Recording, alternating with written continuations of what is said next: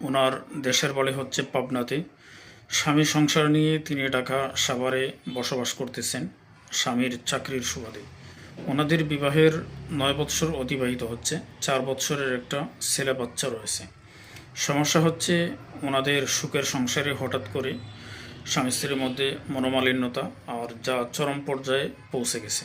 কারণ হচ্ছে স্বামী বেচারা একটা মেয়ের সাথে পরকীয়াতে অনেক সময় দেখা যায় যে পরকীয়াটা এতটাই গভীর পর্যায়ে চলে গেছে যে কোনো তদবিরে কাজ হচ্ছে না, কোনো আমলে কাজ হচ্ছে না। অবৈধ সম্পর্কের প্রতি ছেলে অথবা মেয়ে, স্বামী বা স্ত্রী এতটাই তাদের মধ্যে আকর্ষণ চলে আসছে যে তারা পূর্বের স্ত্রীকে ডিভোর্স দিতে, তালাক দিতে বাধ্য হয়ে যায়, তারা সম্মত হয়ে যায়। তাদের যে বাচ্চা রয়েছে সে বাচ্চার প্রতিও তাদের মায়াকান্না চলে যায়। শুধু ওই পরকীয়াতে আসক্ত একটা নষ্টা নারীর সাথে বা নষ্টা ছেলের সাথে তার অবৈধ আকর্ষণটা এতটাই বৃদ্ধি পায় যে তার সোনার সংসার, তার কলেজার টুকরা সন্তানদেরও ভবিষ্যৎ সে চিন্তা করে না।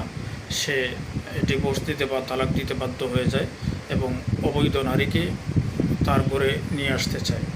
এরকম যদি হয় যে কোনো আমলের কাজ হচ্ছে না, কোনো তদবিরে কাজ হচ্ছে না, তাহলে জটিল এবং কঠিনভাবে সেটাকে মোকাবেলা করতে হবে।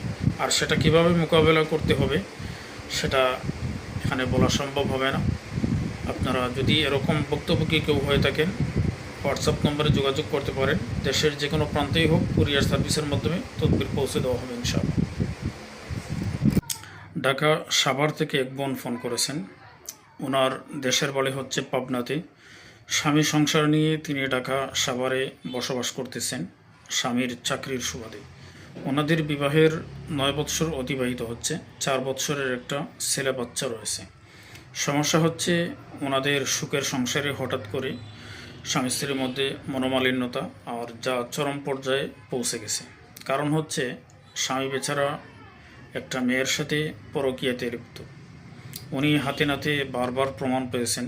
পরকীয়া থেকে ফেরানোর জন্য স্বামীকে যত ধরনের পরামর্শ দেন না কেন, স্বামী ততই উত্তেজিত হয় এবং স্ত্রীর সাথে অসদাচরণ করেন।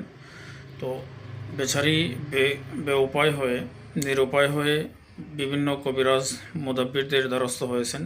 এখন পর্যন্ত বারবার তিনি নিরাশ হয়েছেন।